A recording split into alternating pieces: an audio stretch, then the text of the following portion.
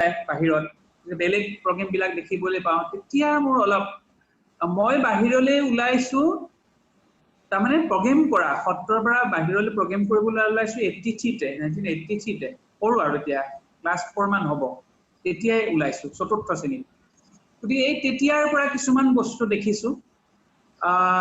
দেখাৰ পাছত যেতিয়া আকৌ সত্ৰলৈ উভতি যাওঁ তেতিয়া মোৰ কিছুমান অনুভৱ আহে তেতিয়া গুৱাহাটীত সংগীত ৰাজ্যিক মহাবিদ্যালয়খন তেতিয়া হৈ আছে তেতিয়া তেওঁলোকক কিছুমানক লগ পাই পেলে কিছুমান আমাৰ আলোচনা হয় আৰু বা আমাক সুধে যে তোমালোকে কেনেকৈ শিক্ষা গ্ৰহণ কৰিছা তোমালোকৰ কি বস্তু এতিয়া আমাৰ কি হৈছিল সত্ৰত আমাৰ বস্তুবিলাক পাৰম্পৰিক মুখান্তৰ হিচাপে কৈছিলে তো কোনো লিখা মেলা আমাৰ ব্যৱস্থা আছিলে আমি কোনো লিপি কৰা নাছিলো বা এতিয়াও সেই ব্যৱস্থাটো নাই আমি কোনোবা এখন বাজনা এতিয়া ধৰা শিকাবলৈ যাওঁ তেনে নাচখন শিকোৱাৰ আগতেই বুলখিনি দিব লগা হয় কিন্তু আমি তেতিয়া দিয়া নাছিলো বা আমাক দিয়া নাছিলে আমিও দিয়া নাছিলো গতিকে সেই তাত্ত্বিক দিশটো আমি পিছ পৰি আছিলো মই নাজানো কি কাৰণে এই লিখিত ব্যৱস্থাটো নাছিলে এনে পিছত এনে অলপ নিজেহে অনুভৱ কৰিছো যে আসলতে কি হয় সহজ উপায় লিখাটো সহজ উপায় যে মই লিখি দি দিলো ই কেনেকৈ বা মুখস্থ কৰিব ইয়াৰ তালত ই মুখস্থ কৰিব পাৰে নে নোৱাৰে এনেকুৱা হয়তো কাৰণতে লিখিবলৈ দিয়া নাছিলে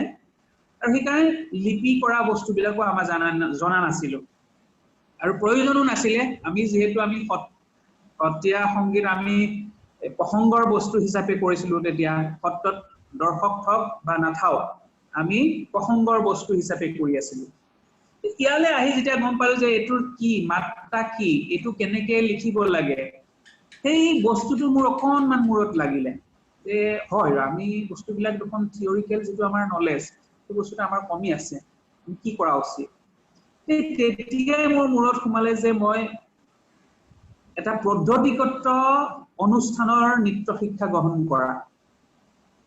মই সংগীত বিদ্যালয়ৰ কথা ভাবিছিলো যে মই সংগীত বিদ্যালয়ত গুৱাহাটী ৰাজ্যিক সংগীত মহাবিদ্যালয়ত মই নাম ভৰ্তি কৰিম কোনো এটা শাস্ত্ৰীয় নৃত্য যেতিয়া ৰাষ্ট্ৰীয় স্বীকৃতি হোৱা নাছিলে সত্ৰীয়া নৃত্যৰ মই তেনেকুৱা এটা নৃত্য শিক্ষা গ্ৰহণ কৰিম গতিকে কেনেকেনো শিক্ষা দিয়ে আৰু ইয়াৰ পদ্ধতিটোনো কেনেকুৱা গতিকে সেইখিনি মোক খুব দৰকাৰ কিন্তু আহি পেলাই শিক্ষা নহলে বহুত কাৰণত এটা কাৰণবিলাক ক'বলৈ হলে অলপ দীঘলীয়া হ'ব নহলে শিক্ষা থুলমূলকে ক'ব পাৰে অকমান থুলমূলকে ক'ব পাৰে সংগীত মহাবিদ্যালয়ত যেতিয়া মই নামভৰ্তি কৰিবলৈ আহিছিল তেতিয়া মই শ্ৰদ্ধাৰ ঘনবৰা ছাৰক লগ পাইছিলো ঘনবৰা ছাৰক লগ পাওঁতেনে তেখেতক মই গোটেই বিষয়টো ক'লো ছাৰ এনেকুৱা কথা মই আপোনালোকৰ সংগীত মহাবিদ্যালয়ত তেখেত যিহেতু এই সংগীত মহাবিদ্যালয়ৰ শিক্ষক আছিলে গতিকে মই নামভৰ্তি কৰিব বিচাৰো তেতিয়া তেখেতে বোলে নহয় ইয়াত তুমিতো কেতিয়া আহিছা ইয়াতনো কি কৰিবা গতিকে তোমাক এটা বেলেগ মই অনুষ্ঠানত জড়িত কৰি দিম গতিকে তাৰ জৰিয়তে তুমি অলপ বেছি উপকৃত হ'বা তেখেতে ক'লে যে আমি এখন সত্ৰীয়া নৃত্য শৈলীৰ এখন বিশ্ববিদ্যালয়ৰ কথা চিন্তা কৰি আছো গতিকে তুমি প্ৰথমতে শিক্ষকতাৰ প্ৰশিক্ষণ ল'ব লাগিব শিক্ষকতা প্ৰশিক্ষণ লোৱাৰ পাছতে তুমি তাৰ প্ৰশিক্ষক হিচাপে নিযুক্তি পাবা গতিকে মই হুলা ভাই মুলা একো নাজানো ইয়াত আহিছো তেখেতৰ ওচৰত আহিছো তেখেতে যি কৈছে মই তাকেই মানিছো মই এই সংগীত বিদ্যালয়ৰ কথা মই বাদ দি পেলাই মই তেখেতক যিটো অনুষ্ঠান খুলিছিলে তাত মই জয়েন কৰিলো তাত জয়েন কৰাৰ পাছত খুব দুখৰ বিষয় যে মই যিটো আশা কৰি আহিছিলো সেই আশাটো মোৰ পূৰণ নহলে তাত মই প্ৰথম মোক শিক্ষা দিয়া শিক্ষক গৰাকী আছিলে পৰবী ভট্টাচাৰ্যী আৰু দীপ্তি দেৱী তেখেতসকল মই তথাপিতো মই এগৰাকী ছাত্ৰ যে তেখেতসকলক মই নাজানো তেখেতসকল শিক্ষক আৰু মই ছাত্ৰ আৰু তেখেতসকলে আৰম্ভ কৰিবলৈ ল'লে চালি নাচৰ ঘনবৰা ছাৰৰ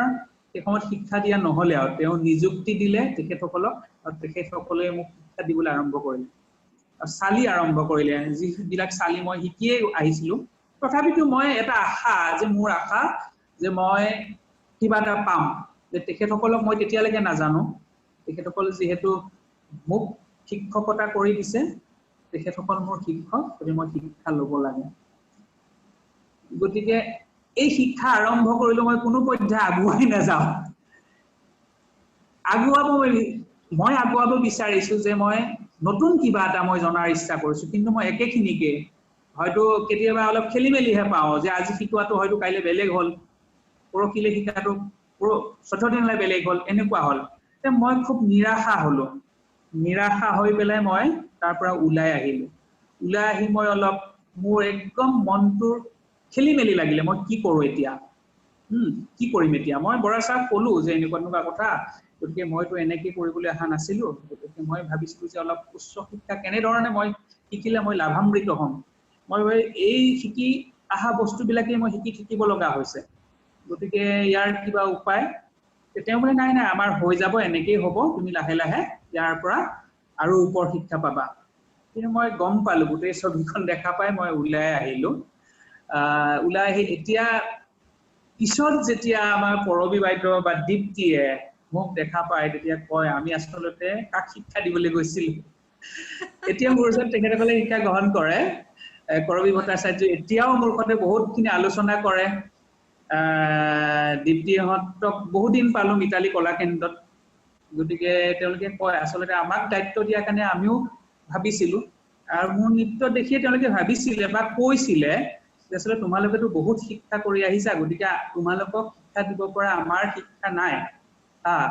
গতিকে যিহেতু আমাক দায়িত্ব দিয়াৰ কাৰণে আমি এইখিনি কাম কৰিছো গতিকে এই তেনেকে বুজাবুজি হ'ল যদিও মোৰ পিছত শিক্ষা গ্ৰহণ কৰা নোহোৱাৰ পাছত মই গৰিমা বাইদেউৰ ওচৰত আহিলো গৰিমা বাইদেউক লগ পোৱাৰ পিছত গৰিমা বাইদেউ মোৰ নৃত্য দেখিলে নৃত্য চালে চোৱাৰ পিছত ক'লে যে তোমাৰ দেখোন নৃত্য শৈলী এটা ধুনীয়া এটা কথন পদ্ধতি আছে গতিকে তুমি এটা কাম কৰা তুমি ওডিচি নৃত্য শিকা ওডিচি নৃত্য শিকিলে তুমি অন্ততঃ তুমি যিটো কথা ভাবিছা যে কোনোবা এটা শাস্ত্ৰীয় নৃত্য শিকাৰ কথা তুমি যেহেতু ভাবিছিলা গতিকে তুমি ওডিচি নৃত্যটো শিকা আৰু এই শিকাৰ বাবদ তুমি কোনো মোক মাচুল দিব নালাগে বৰঞ্চ তোমাক মই মোৰ স্কুলখনো সমজাই দিম তুমি যদি এই শৈলীটো উঠাব পাৰা মোৰ খুব ভাল লাগিলে মই ওডিচি নৃত্য আৰম্ভ কৰিলো আৰু মোক বাইদেৱে নিজে শিকাইছিলে সেই সময়ত ধন হাজৰিকা আছিলে আপোনাৰ ধন হাজৰিকাও মোক অলপ শিকাইছিলে ওডিচি নৃত্য পিছলে আকৌ তেওঁ মোৰ ওচৰত সত্ৰীয়া শিক্ষা গ্ৰহণ কৰিলেগে আৰু গৰিমা বাইদেৱে খুব ভালকৈ মোক বেলেগক শিকাব নিদিয়ে তেখেতৰ অনুপস্থিতিত ধনক চাবলেহে দিয়ে যে মই এইখিনি বস্তু শিকাই থৈছিলো গতিকে তুমি এবাৰ চাই দিয়া আৰু নতুনকৈ আৰম্ভ কৰিলে গৰিমা বাইদেৱে নিজেই কৰে গতিকে গৰিমা বাইদেৱে শিকোৱাৰ পাছত মই এবাৰ পাৰফৰ্মেন্স কৰিবলৈ আগবাঢ়িলো নিজেই ক'লে বাইদেৱে 2 বছৰ শিকোৱাৰ পাছত মোক মংগলাচৰণ নাচিবলৈ ক'লে তুমি মংগলাচৰণ নাচিব পৰা হৈছা গতিকে আমাৰ এনুৱেল ফাংচনত তুমি মংগলাচৰণ নাচিব লাগিব আৰু মই সেই মংগলাচৰণ এইটো কিমান চনৰ কথা এইটো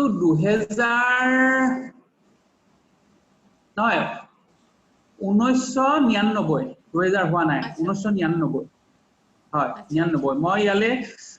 97 আহিছো 98 99 আচ্ছা মই ঘনবৰা ছাৰ অনুষ্ঠানটোত 6 মাহ মানহে থাকিব পাৰিলো তাৰ পিছত মই গুচি আহি গৰিমা বাইদেউকে লগ পালো আৰু গতিকে এটো আপোনাৰ 99 চনৰ কথা গতিকে মই মংগলাচৰণ পৰিবেশন কৰিলো খুব ভাল পাইছিলে বাইদেৱে আৰু কৈছে যে তই আমাৰ এই অনুষ্ঠানবিলাক ৰাখিব লাগিব যেহেতু তই সত্ৰীয়াও জানো আৰু ওডিচিও তই শিকিব লাগিব কিন্তু পিছত মই ওডিচি নৃত্য শিকাৰ পাছত মোক বহুতে সমালোচনা কৰিবলৈ ল'লে যেহেতু সত্ৰীয়া নৃত্য শিকি আহি ওডিচি নৃত্য শিকাৰ প্ৰয়োজনীয়তা কি আৰু মই যেতিয়া সত্ৰীয়া নৃত্য পৰিবেশন কৰিলো তেতিয়া বহুতে ক'লে নাই এই ওডিচি হৈছে গোটেই গতিবিলাক ওডিচি হৈছে তেতিয়া মোৰ মনটো বেয়া লাগিলে তথাপিতো মোক গৰিমা বাইদেৱে বহুতখিনি বস্তুই শিকালে যে আচলতে যে সত্ৰীয়া নৃত্যৰ মেজাৰমেন্ট বিলাক কেনেকুৱা হ'ব লাগে আমাৰ প্ৰেক্টিছ বিলাক কেনে ধৰণে কৰিব লাগে সেই বস্তুবিলাক বাইদেৱে মোক বহুতখিনি বস্তু শিকালে আৰু মই ক্ষেত্ৰত যদিও অভিনয় ভাওনাত কৰিছিলো স্বতন্ত্ৰভাৱে অভিনয় শিক্ষা গ্ৰহণ কৰা নাছিলো অভিনয় কৰা নাছিলো গতিকে অভিনয় ফালৰ পৰা তেখেতে মোক বহুতখিনি দেখুৱাই দিলে গতিকে সেই বাইদেৱে মোক গোটেইখিনি মানে আগবঢ়াই দিলে আৰু তেতিয়াই মই ডিসিশন ললো যে ঠিক আছে যেহেতু মই সত্ৰীয়াৰে মানুহ সত্ৰৰ পৰা ওলাই আহিছিলো যেহেতু মোৰ অন্য নৃত্যৰ প্ৰভাৱ পৰিছে বুলি মোক ক'লে গতিকে সেইকাৰণে মই সত্ৰীয়াটো সেই সময় অডিচিটো মই বাইদেউক কৈ পেলাই মই বাদ দিলো বাইদেউক ক'লো বুলি এনেকুৱা কথা বাইদেউ বিভিন্নজনে বিভিন্ন কথা কৈছে গতিকে মই যেহেতু সত্ৰৰ পৰা আহিছিলো কিবা এটা চিন্তা কৰি গতিকে এতিয়া দেখোন অলপ বেলেগহে হ'ল গতিকে সেইকাৰণে মই অডিচিটো আৰু মই কন্টিনিউ কৰিব নোৱাৰিম মানুহ এই বাইদেউ ক'লে একো নাই তুমি সত্ৰীয়া নৃত্যকে ভালকে তোমাৰ ভাল এটা মই ভৱিষ্যত দেখা পাওঁ সেই সময়তে মোক মানে কি হৈছে মই অলপ আৰ্থিকভাৱে অলপ দিগদাৰ হৈছিল মোক যেহেতু সত্ৰৰ পৰা মোক কোনো খৰচ পাতি দিয়া নাছিলে থাকিবলৈ তেওঁলোকে কেতিয়াও ইচ্ছা কৰা নাছিলে যে নৰেন বাহিৰলৈ গুচি যাওক আৰু সি বাহিৰ শিক্ষা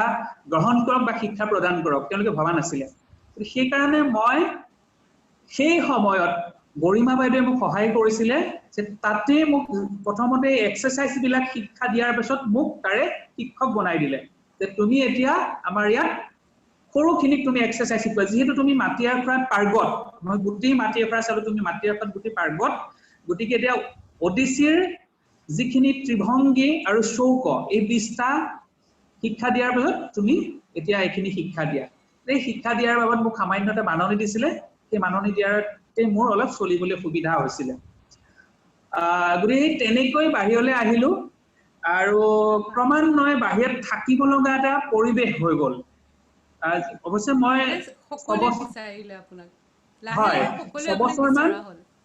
তাৰমানে মই 2 বছৰ শিকাৰ পিছত মই গুচি গৈছিলো দেই ইয়াৰ পৰা গুচি গৈছিলো মই আকৌ পুনৰ সত্ৰলৈ গুচি গলো কাৰণ ইয়াত যদিও মই 3 বছৰ আছিলো সত্ৰীয়া নীতি নিয়মৰ মাজতে আছিলো মই তেতিয়াও ধুতি পিন্ধি আছিলো তেতিয়াও মই যতে ততে খোৱা বোৱা কৰা নাছিলো পল্টন বজাৰ নামঘৰত আছিলো মই গুচি গলো গুচি যোৱাৰ পিছত গৰিমা বাইদেৱে আকৌ মোক মাতিলে যে তোমালোকৰ দৰে এজন উদ্যমান খুব ভাল শিক্ষা দিয়া ল'ৰাৰ প্ৰয়োজন গতিকে তুমি আহা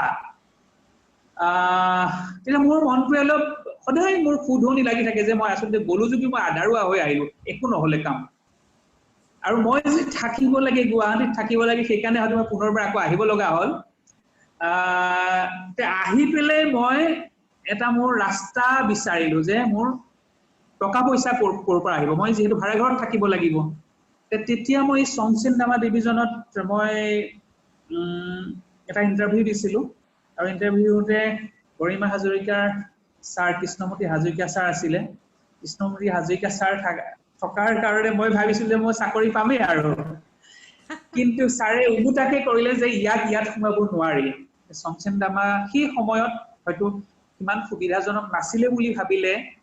আৰু হয়তো মোৰ প্ৰতিভা দেখি বাইদেউ চাগে ভাবিলে নহয় আসলে তেনেকুৱাকে কি সোমাই থাকিলে তাৰ প্ৰতিভাবিলাক বিকাশ নহব সেইকাৰণে মোক সোমাবলৈ নিদিলে ছাৰে মোক ফেল কৰাই দিলে ছাৰে মোক চাকৰি দিব পাৰিলেহেঁতেন হয়তো ছাৰে মোক নিদিলে আৰু সেই হয়তো মই আজি সত্ৰীয়া নৃত্যত মই বেছিকৈ সোমাই যাব পাৰিলো আৰু তেনেকুৱা এটা চাকৰি সোমাই থকা হলে সেই চাকৰিৰ দায়িত্বত পৰি হয়তো মই কিছুমান কাম কৰিব নোৱাৰিলোহেঁতেন যিহেতু মই তেওঁলোকৰ কাম কৰিব লাগিব চাকৰিৰ সূত্ৰে তেওঁলোকৰ তাগিদাত মই তেওঁলোকৰ ফালে যাব লাগিব গতিকে চাকৰি কৰা নহল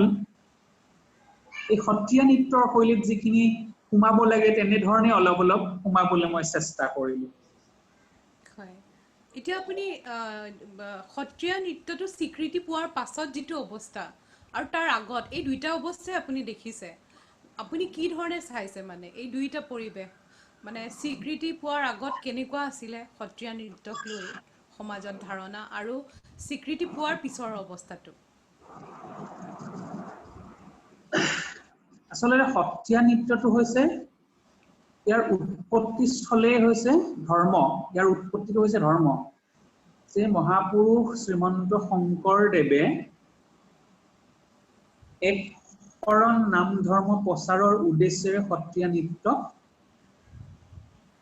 প্ৰচাৰ হিচাপে আহিলা কৰিছিলে সত্ৰীয়া নৃত্য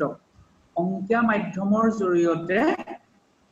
ইয়াক প্ৰচাৰৰ আহিলা কৰিছিলে এফালৰ পৰা গ'লে যে সত্ৰীয়া নৃত্য ধৰ্মৰ এটা মাজৰ বস্তু আৰু সেই আলমতে সত্ৰীয়া নৃত্যৰ সত্ৰত প্ৰসংগ হিচাপে 14 প্ৰসংগৰ অন্তৰ্ভুক্তি হৈ প্ৰসংগৰ বস্তু হিচাপে সি চলি আছিল আৰু চলি আছে কিন্তু পৰৱৰ্তী কালত যেতিয়া প্ৰচাৰৰ কাৰণে বাহিৰলৈ আহিব লগা হ'ল তেতিয়াই পৰিৱৰ্তন আহিলে ইয়াৰ পৰিৱৰ্তন আহিলে যেনে সাজ-সজ্জাৰ পৰিৱৰ্তন আহিলে নৃত্য সংৰচনাৰ পৰিৱৰ্তন আহিলে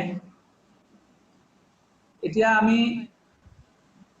সত্ৰত পৰিবেশন কৰোঁতে তাৰ কোনো নান্দনিকতাৰ কথা নাহে যিসকল দৰ্শক আৰু যিসকল শিল্পী তেওঁলোকে মাথো প্ৰসংগ যে ভগৱানক সন্তুষ্ট কৰা যে আমাৰ এইটো দায়িত্ব যে আমি এই সংস্কৃতিটো গুৰুজনে সৃষ্টি কৰা সংস্কৃতিটো আমি সুচাৰুৰূপে পৰিচালনা কৰি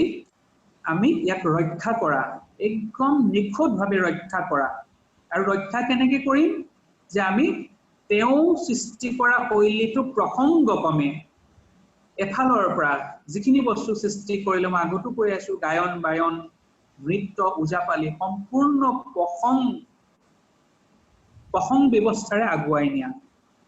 গতিকে সেইটো সত্ৰত তেনেকৈ আছে আৰু এতিয়া কিন্তু কিছুমান পৰিৱৰ্তন নোহোৱা নহয় পৰিৱৰ্তন হৈছে পৰিৱৰ্তন এই কাৰণে হৈছে ই প্ৰচাৰ কৰিব লগা হ'ল বেলেগ বেলেগ মঞ্চলৈ আহিব লগা হ'ল আৰু বেলেগ বেলেগ মঞ্চলৈ আহাৰ লগে লগে তাৰ সময়ৰ তাৰতম্য ঘটাব লগা হ'ল যেহেতু আমি মই ক'লোই নহয় এটা বস্তু আমি ঝুমুৰা নৃত্যটো হয়তো এঘণ্টা নাচিছিলো তাক বাৰে বাৰে ৰিপিট কৰি কৰি কৰি কৰি নাচিছিলো এই এটা পৰম্পৰা হা ৰাগটো দিয়ে ৰাগটো তাত কোনো নিভাস তাত কোনো ভাস থাকিব নোৱাৰে যে মোৰ ৰাগটো দিওঁতে কিমান সময় লাগিব আধা ঘণ্টা লাগিব বেছিও লাগিব পাৰে 45 মিনিটও লাগিব পাৰে নিভাসকে কৰিব লাগিব তাত কোনো ভাস দিব নোৱাৰে এতিয়া মই যেতিয়া বাহিৰলৈ ওলাই আহিলো সেই শৈলীটোকে প্ৰচাৰ কৰিবৰ কাৰণে তেতিয়া মোক সময় ধৰি দিলে অকল সেই মঞ্চখনতটো অকল মুখ পৰিবেশন কৰিবলৈ দিয়া নাই বিভিন্ন শিল্পী আছে গতিকে তাক আমি নিৰ্দিষ্ট সময়ত বান্ধিব লগা হ'ল বান্ধিব লগা হোৱাৰ কাৰণেই পৰম্পৰাৰ পৰা আমি অলপ আঁতৰি আহিব লগা হ'ল আমি ৰাগটো আধা ঘণ্টা দি থাকিলে আমাক সময় দিছে আধা ঘণ্টা আমি ৰাগটোৱে দি আছো আধা ঘণ্টা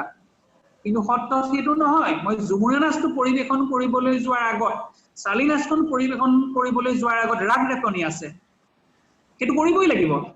সেইটো নকৰিলে আমি ঝুমুৰা নাচখন নাচিবই নোৱাৰো চালি নাচখন নাচিবই নোৱাৰো বাহাৰ নাচখন পৰিবেশন কৰাৰ আগত গায়ন বায়ন গাব লাগিব গায়ন বায়ন পৰিবেশন কৰিবই লাগিব কিন্তু এতিয়াতো নহব এতিয়া মই মঞ্চত সেইটো কৰিব নোৱাৰিম মঞ্চত মোক আধা ঘণ্টা সময় দিছে গতিকে আধা ঘণ্টা সময়ত যে মই কি পৰিবেশন কৰিব পাৰিম গতিকে সেই সময়টোত অলপ দুধুৰতা লাগিছিলে যে আমি আচলতে কেনেকৈ প্ৰচাৰ কৰিম এনেধৰণে কেনেকৈ প্ৰচাৰ কৰিম সেই কাৰণে ধৰা কিছুমান অলপ দিগদাৰ কৰিছিলে গতিকে ক্ৰমান্বয়ে তেওঁলোকে ভাবা হ'ল যে আচলতে আমাৰ বস্তুটো যিহেতু আমি প্ৰচাৰ কৰিবই লাগিব বাহিৰমুখী কৰিবই লাগিব তেতিয়াই প্ৰথমটো সত্ৰীয়া নৃত্য পুৰুষ প্ৰধানহে আছিলে পুৰুষৰ কাৰণে বনোৱা নৃত্য পুৰুষৰ কাৰণে বনোৱা মানে গৃহস্থী সত্ৰীয়া আৱিষ্কাৰ বদলা পদ্মাতা গৃহস্থী সেই গৃহস্থী উদাসীন এতিয়া গৃহস্থী পৰম্পৰালৈ পৰিৱৰ্তন হ'ল তাৰমানে ছোৱালী শিকিবলৈ আগ্ৰহ কৰিলে মহিলাসকলে শিকিবলৈ আগ্ৰহ কৰিলে আগ্ৰহ কৰাৰ লগে লগে প্ৰয়াত ৰখেশ্বৰ শইকীয়াদেৱে মহিলাক শিক্ষা প্ৰদান কৰিলে আৰু শিক্ষা প্ৰদান কৰাৰ পাছতে এই বাহিৰত প্ৰচাৰ হ'বলৈ ধৰিলে গতিকে প্ৰচাৰ হোৱাৰ লগে লগে পৰিৱৰ্তনৰ কথাটো আহি পৰিলে আৰু যেহেতু মই কৈছো যে আমি সত্ৰত শিক্ষা গ্ৰহণ কৰোঁতে গছকিব লাগে আৰু মই এতিয়া গছকিব নোৱাৰো এগৰাকী ছোৱালীক মই গছকিব নোৱাৰো এক নম্বৰ প্ৰধান পৰিৱৰ্তন যিয়েই নহওক মই তাইক গছকিব নোৱাৰো ই মোক এইটো নকয় গছকিবলৈ নকয় মই দেখাই দিব পাৰো কিন্তু গছকিব নকয় কিন্তু গছকাৰ ফলত কি লাভ হৈছিল নগছকাৰ ফলত কি লোকচান হৈছিল সেইটো মই নাজানো আচ্ছা এইকাৰণে নাজানো বুলি কৈছো যে মই অনুভৱ কৰিব পাৰিছো যে মোৰ গছকাৰ ফলত মোৰ শৰীৰটো যিটো জঠৰতা এইটো কমন এটা হৈছে মোৰ জঠৰ হৈ আছিলে লাহে লাহে মোৰ বডিটোৱে লবলৈ ইচ্ছা কৰিছে মোৰ ভংগীটো যদি অকমান জঠৰ হৈছিলে সেইটো কৰাৰ পাছত মোৰ লাস্য আহিছে কোমলতা আহিছে কিন্তু এতিয়া আমি খুব চেষ্টা এটা উলাহৰ কথা কওঁ মই উলাহ বাৰে বাৰে কওঁ যে উলাহ কিজানি গছকুটেই মোক উলাহৰ বস্তুটো সোমাই আছিলে এই যিবিলাক উঠা বহা এই উঠা বহা কিছুমান বস্তু শিকাইছিলে সেইবিলাকতে কিজানি উলাহটো সোমাই আছিলে এতিয়া পটককে উলাহটো শিকাব নোৱাৰি তুমি প্ৰত্যক্ষ কৰিলে গম পাবা যে আজি সত্তৰ ল'ৰা এটা আৰু বাহিৰৰ এগৰাকী ছোৱালীৰ উলাহৰ মাজত বহুত পাৰ্থক্য দেখা পাবা এই ল'ৰাটোৰ মানে ক'ব নোৱাৰে বডিটোৱে শৰীৰটোৱে একদম বতাহত হালি থকাৰ দৰে হয় কিন্তু আমি পৰা নাই মই আজি 22 বছৰ শিক্ষা প্ৰদান কৰিলো নাই পৰা কাৰণটো মই নাজানো কিন্তু মই পৰা নাই চেষ্টা নকৰা নহয় কিন্তু পৰা নাই হয়তো সেইটো সময়ৰ অভাৱ মই যিমানখিনি সময় দিব লাগিছিলে পৰা নাই তেওঁ মোক যিমানখিনি সময় দিব লাগিছিলে পৰা নাই আৰু সত্ৰত চোৱা 24 ঘণ্টা তাৰমানে শিকাৰ পাছতো মই শুৱাৰ পাছতো সপোন দেখো যে আজি ভাওনাখনৰ মোৰ এই চৰিত্ৰটো ৰূপায়ণ কৰিলে এটো কাহিলে মই কেনেকৈ কৰো সপোনতো মই কৰিলো তাৰমানে দিনতটো বাস্তৱত কৰিলোৱে ৰাতি সপোনতো কৰি থাকিলো গতিকে 24 ঘণ্টাই তাত প্ৰেক্টিছ কৰা হয় গতিকে এতিয়া সময়ৰ ব্যৱধানটো খুব কম একেবাৰে কম যেটো মই আজি উলাহটো আনিবলৈ মোক 6 ঘণ্টা প্ৰয়োজন দিনটো যদি 6 ঘণ্টা দিয়ে গতিকে হয়তো তেওঁ সোমাব মই এসপ্তাহত দুদিন কৰিলে সেই বস্তুটো পৰিপূৰ্ণ নহয়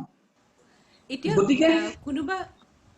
হয় মই কথা এটা সুধিব বিচাৰিছো হয় এতিয়া হয় এখন নতুন যদি সমাজ য'ত সত্ৰীয়াৰ প্ৰতি কোনো ধাৰণা নাই তেতিয়াহ'লে আমি আপুনি কোনটো মানে সত্ৰীয়াৰ পৰিবেশন আপুনি আগবঢ়াব নতুন দৰ্শকৰ কাৰণে আচলতে মূল কাঠামোটো হৈছে সত্ৰীয়াৰ উৎসটো প্ৰধান হয় সত্ৰৰ যিটো উৎস সেইটোৱে কিন্তু মই ক'লোৱেই যে সত্ৰত তাৰ দুহাৰি থকা বস্তুবিলাক বেছি হয় গতিকে সেই দুহাৰি থকা বস্তুবিলাক গুচাব লাগিব এতিয়া কম সময়ৰ ভিতৰত সুন্দৰ ভংগিমাসমূহ যিবিলাক আমাৰ সুন্দৰ ভংগিমা আছে এই ভংগিমাসমূহৰ এডাল মালা গাঁঠি এটাক পৰিবেশন কৰিব লাগিব কম সময়ৰ ভিতৰত যে আমি পৰম্পৰাটোক ধৰি থাকিলেও নহব মই কোনো নহয় পৰম্পৰা বহুত নীতি নিয়ম আছে তাৰ মাজেৰেহে আমি কৰিব পাৰো কিন্তু এতিয়া আমি মঞ্চলে যেহেতু আহিছো যেহেতু শাস্ত্ৰীয় হল যেহেতু শাস্ত্ৰীয় হল শাস্ত্ৰীয় কথা আছে যে আজি 1960 চন 63 চনতে সংগীত নাটক একাডেমীয়ে সত্ৰীয়া শৈলীলে ৰাষ্ট্ৰীয় পুৰস্কাৰ প্ৰদান কৰিছিলে স্বৰ্গীয় মণিৰাম মুক্তিয়াৰ বৰবায়ন দেৱক আৰু তেতিয়াৰ পৰাই অন্তত স্বীকৃতি দিয়াৰ দৰে হৈছিলে কিন্তু সত্ৰীয়া নৃত্য শৈলীটোক সম্পূৰ্ণৰূপে স্বীকৃতি দিলে 2000 চনত স্বীকৃতি মানে কি আৰু ই অলৰেডি স্বীকৃতি হৈয়ে আছে কাৰণ তেওঁলোকৰ এই 8টা নৃত্যৰ ভিতৰত যদি অন্তৰ্ভুক্ত কৰা হয় কিছুমান সুবিধা পোৱা হয় আৰু স্বীকৃতিয়ে বহুতখিনি আগুৱাই অনাৰ কথাটো এনেকুৱা ধৰণৰ যে সত্ৰীয়া নৃত্যৰ স্বীকৃতিৰ আগত নৃত্য শিকাৰৰ সংখ্যা নগণ্য আছিল কম আছিল বহুতে জনা নাছিল ভবা নাছিল শিকিবলৈ অহাও নাছিল আৰু ৰাষ্ট্ৰীয় স্বীকৃতিৰ পাছত বিশেষকৈ অসমত মই বাহিৰৰ কথা নকওঁ অসমত বহুখিনি শিল্পীয়ে বহুখিনি অভিভাৱকে চিন্তা কৰিলে যে যেহেতু আমাৰ সংস্কৃতি আমি নিশিকালে নহব